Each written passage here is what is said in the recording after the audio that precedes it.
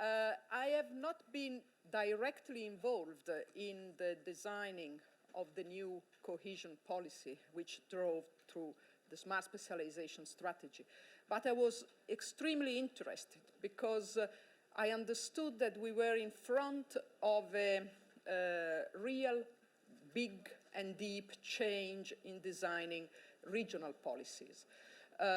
In particular, we were able to come up with to go away from the idea that innovation is an R&D driven activity only, which is something that was there in the old innovation policy design.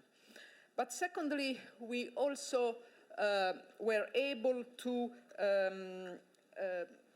have what we call a bottom-up policy, also a policy where regions are able to develop their own strategy. It is also not a picking up winner policy. So the most important and winning sectors, regions, or firms are in front of that. That's no longer the case. So there are many new issues that we all think are very good. But now we have ended with the designing of the strategy and we moved into the implementation phase. And of course, the implementation phase is a difficult stage. As usual, in front of a paradigmatic jump, the implementation phase comes up with some issues. And I would like to raise two types of problems. The first group, the first types of problems is linked to the risks that were associated to this paradigmatic jump, to this change in developing innovation policies. And these risks came up to be a problem for regions, and especially for some regions, especially for the backward regions. First of all, the identification of So first of all, the lack of preconditions to innovate are especially lacking in backward regions. They are not able to identify very clearly their technological domain. The second point is that many regions keep on being locking in their old specialization patterns, which was something that the smart specialization wanted to avoid. It wanted to open up and diversify the possibilities of knowledge and innovation activities in regions. But this seems to be a very problematic aspect.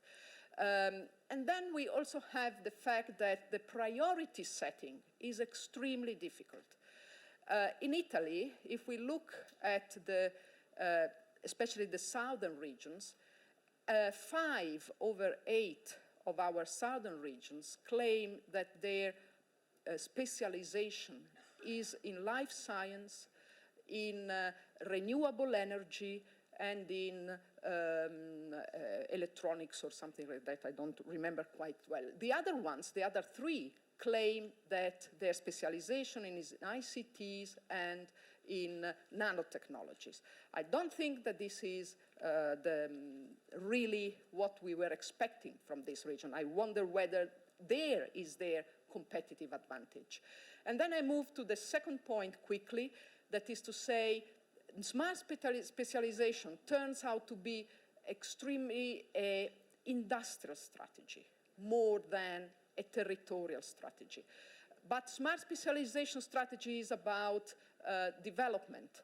And development is a very complex element. It requires the development of different layers, of different levers, which we call the territorial capital assets. And there are many regions, especially backward regions, that do not have in the industry their first lever of development. They have cultural assets they have natural assets, they have identitarial assets that need to be developed and be relaunched and to be put together in order to create a territorial strategy. And this is where smart specialization should try to build innovation and technologies related to a territorial strategy rather than to an industrial strategy.